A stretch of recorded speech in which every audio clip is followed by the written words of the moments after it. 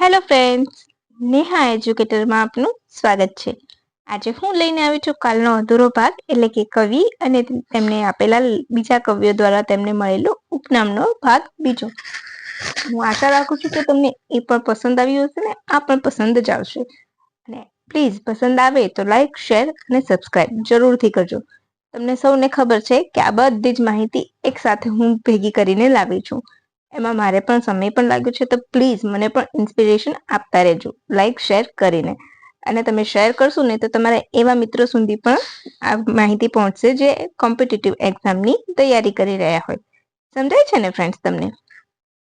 તમે જો સિન્સિયરલી કરતા હોય તો પ્લીઝ એટલું મારું કામ કરી લેજો. તમને સૌને ખબર છે ને કે આ બધી માહિતી અલગ અલગ બુક્સમાં અલગ અલગ જગ્યાએ હોય છે, અને મેં એક સાથે લાવી દીધી છે. એટલે જ્યારે પણ તમારે રિવિઝન કરવું હોય તો ફટાફટ તમે આ જોઈ લો તો તમારું ફટાફટ રિવિઝન થઈ જશે. અને જો એક્ઝામમાં પૂછાઈ ગયું તો તમારો 1 માર્ક તમને આપીને જશે. તો ચાલો ફટાફટ શરૂ કરી લઈશું. નરસિંહરાવ દિવેટિયા, એમને રસરૂપ અને ગાંધર્વજીત કોણે કયા હતા? મણિલાલ દ્વિવેદીએ. રાઈટ, કોણે કયા હતા? મણિલાલ દ્વિવેદી. એ સિવાય ખારા જળની મીઠી વીરડી, ખારા જળની મીઠી વીરડી કોણે કહ્યું? રમણલાલ નીલકંઠે. પછી નેક્સ્ટ કે રમણભાઈ નીલકંઠ તો ગુજરાતના જાહેર જીવનના સકલ પુરુષ કોણે કહ્યું હતું? આનંદ શંકર ધ્રુવે.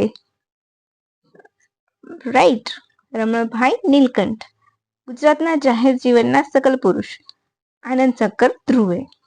પછી આવશે કલાપી તો સુરતાની વાડીનો મીઠો મોરલો કોણે કહ્યું હતું? તો મણિશંકર રત્નજી ભટ્ટ. એમનું ઉપનામ શું હતું? કાંત.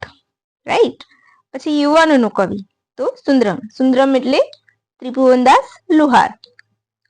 પછી પ્રણય અને અશ્રુના કવિ તો કનૈયાલાલ માણેકલાલ મુનશી. તો તમને ખબર પડી ગઈ કે 3 નામ પૂછાય. જો વિધાન વાક્યમાં જે જીપીએસસીમાં પૂછાય છે વિધાન વાક્યો, તો તમને આ 3 પણ નામ આપી દીધા હોય અને પછી પૂછે કે આમાંથી કલાપીનું ઉપનામ કયું નથી, અથવા તો તમને જોડકામાં પૂછી લે કે કલાપીને કયા લેખક કે કયા કવિ દ્વારા શું ઉપનામ આપવામાં આવ્યું હતું? સુરતાની વાડીનો મીઠો મોરલો તો મણિશંકર રત્નજી ભટ્ટ અથવા તો કાંત. યુવાનોનો કવિ સુંદરમ કાં તો ત્રિભુવનદાસ લુહાર. પ્રણય અને અશ્રુના કવિ કનૈયાલાલ માણેકલાલ મુનશી. તો તમે વાંચ્યું હશે તો તમને આવડી જશે અને તમારું જોડકું પરફેક્ટ બેસી જશે. રાઈટ. પછી વિધાન 1, 2, 3 સાચા છે. ઉપરનું 1 પણ સાચું નથી. 1 અને 2 સાચા છે. 2 અને 3 સાચા છે. અથવા તો અલગ અલગ લેખકના ભેગા કરીને તમને પૂછી લઈ. હે ને ફ્રેન્ડ્સ? પછી રણજીત બાવાભાઈ મહેતા. આ તો તમને સૌને ખબર હશે ને કે જાણીતા વ્યક્તિ છે. ગુજરાતીની રાષ્ટ્રીય અસ્મિતાના અવતાર ગણાય છે. રાઈટ. રણજીતરાય વાવાભાઈ મહેતા ગુજરાતની રાષ્ટ્રીય અસ્મિતાના અવતાર ગણવામાં આવે છે. આ ઉપનામ એમને કોણે આપ્યું હતું? તો કમા મુનશી એટલે કે કનૈયાલાલ માણેકલાલ મુનશી. આજે બહુ ઓછી માહિતી છે. Right friends? તો બહુ જલ્દી પતી જશે, કારણ કે કાલે બહુ સેશન લાંબુ થઈ જાય અને બહુ વધારે લેખક હોય ને તો આપણે કન્ફ્યુઝ થઈ જઈએ છીએ. રાઈટ? લેખકને એ બધું હંમેશા આપણને કન્ફ્યુઝિંગ લાગતું હોય છે. એટલા માટે મેં 2 પાર્ટ કરી લીધા છે. એકમાં થોડુંક ટૂંકું ને ટચ અને એકમાં થોડુંક લાંબુ. પછી રામનારાયણ વી પાઠક, રાવી પાઠક ગાંધી યુગના સાહિત્ય ગુરુ કોણે કયા હતા? તો ઉમાશંકર જોશીએ. પછી રમણલાલ વસંત દેસાઈ યુગમૂર્તિ વાર્તાકાર કોણે કહ્યું હતું તેમને? તો વિશ્વનાથ ભટ્ટ દ્વારા આ બિરુદ મળેલું છે. રાઈટ. પ્રહલાદ પારેખ આંખ, કાન અને નાકના કવિ કોણે કયા હતા? તો ઉમાશંકર જોશીએ. પ્રહલાદ પારેખને આંખ, કાન અને નાકના કવિ કોણે કહ્યા? તો ઉમાશંકર જોશીએ. જમનાશંકર મહાશંકર બુચ એમનું ઉપનામ શું હતું એ યાદ રાખજો. લલિત ઉપનામ હતું. રાઈટ. આ બધાના લેખકોના તો ઉપનામ છે જ, પરંતુ સ્પેશિયલી જે નામ આપેલા છે કોઈ કવિ દ્વારા એની માહિતી છે, એટલે તમે કન્ફ્યુઝ ના થતા. ઉપનામ અને બંને છે, પણ એ ઉપનામ કોઈકના દ્વારા આપેલું છે. ઉપનામ અને કોઈકે આપેલા બિરુદ, આ બધા બિરુદ છે. રાઈટ. તો જમનાશંકર મહાશંકર બુચ એમનું નામ લલિત હતું. એમના પત્નીનું નામ લલિતા હતું. એને ખૂબ પ્રેમ કરતા હતા એટલે એમણે લલિત નામ રાખ્યું હતું એમનું. રાઈટ. એમની કવિતાઓ છે ને એ મંજીરા સાથે જ રજૂ કરતા હતા. તો ચલો, મધુર કંઠીલા ભજનીક ઉપનામ કોણે આપ્યું હતું એમને? તો ઝવેરચંદ મેઘાણી. તમને ખબર છે ને હાલમાં જ એક્ઝામ જે લેવાય છે સિંધુડો, અરે સોરી એસટીઆઈ ની, એમાં સિંધુડો પૂછ્યું હતું. તો સિંધુડો એ શું છે? તો એ કાવ્યનો પ્રકાર છે, એ યાદ રાખજો. રાઈટ. ગીત કવિ કોનું છે? નાનાલાલે નામ આપ્યું હતું.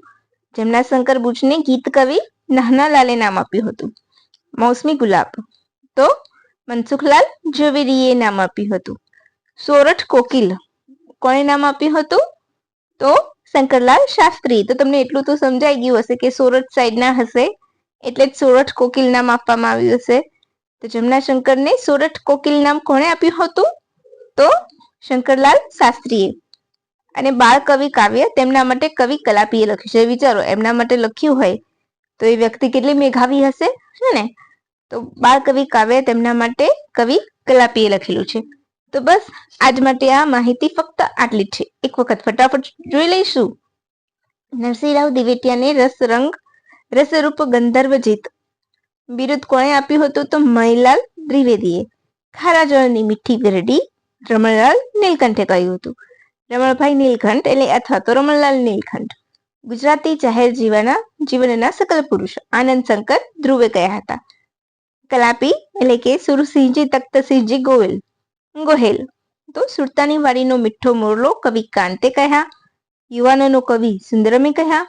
પ્રણય અને અશ્રુના કવિ કમા મુનશીએ કહ્યા, એટલે કે કનૈયાલાલ મુનશીએ કહ્યા.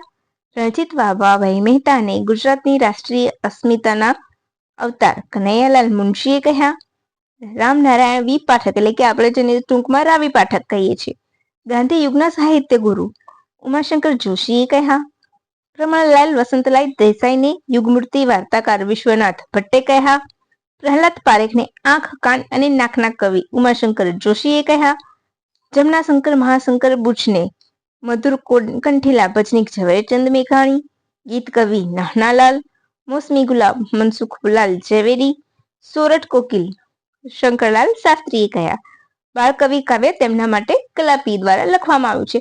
અને હા ફ્રેન્ડ્સ, બીજી પણ આવી બહુ બધી માહિતી છે જે આપણા લોક સાહિત્યના વારસામાં આવે છે. તો હું તમારા માટે ટૂંકું ને ટચ 10 મિનિટમાં થઈ જાય, થોડા શોર્ટ્સમાં, એ રીતે હું તમારા માટે લાવતી રહીશ. અને હા, કયા કવિની આત્મકથા કઈ છે એ વિશે તમારે જોઈતી હોય માહિતી તો પ્લીઝ મને કમેન્ટ બોક્સમાં કમેન્ટ કરજો, જેથી કરીને મને લાગશે કે હા તમને પણ એ જરૂર છે. તો એક જ સેશનમાં હું એ ટૂંકું ને ટચ લાવીને તમને 5 મિનિટમાં એ કમ્પ્લીટલી તમને હું કરાવી દઈશ કયા લેખકની આત્મકથા કઈ છે. રાઈટ. એ સિવાય આપણા જે લોક સાહિત્ય વારસો છે, હસુતાબેન સેંધાણીની બુકમાં છે કે કયા માતાનું વાહન કયું છે, તો એ પણ તમને જોઈતું હોય તો એ પણ હું એક સેશનમાં લાવી દઈશ, જેથી કરીને તમારી તૈયારી સાવ સરળ થઈ જાય. Right friends. અને હા, તમને ગમ્યું હોય તો લાઈક, શેર, સબસ્ક્રાઇબ જરૂરથી કરજો. અને મેં નીચે આની તમને પીડીએફ પણ ડિસ્ક્રિપ્શન બોક્સમાં મળી જશે. અને મારી ટ્વિટર આઈડી મેં નીચે શેર લિંક કરું છું, તો ત્યાં જઈને તમે મને ફોલો કરી શકો છો, જ્યાં હું ગુજરાત સરકારની ક્વિઝ હોય છે ઓલવેઝ મૂકું છું. રાઈટ. તો એ પણ તમને તમારી પરીક્ષામાં મદદરૂપ થઈ જશે. ઓકે ફ્રેન્ડ્સ, બસ આજના માટે આટલું જ રાખીશું. ફરી આપણે કાલે મળીશું. Thank you for watching my video. By friends.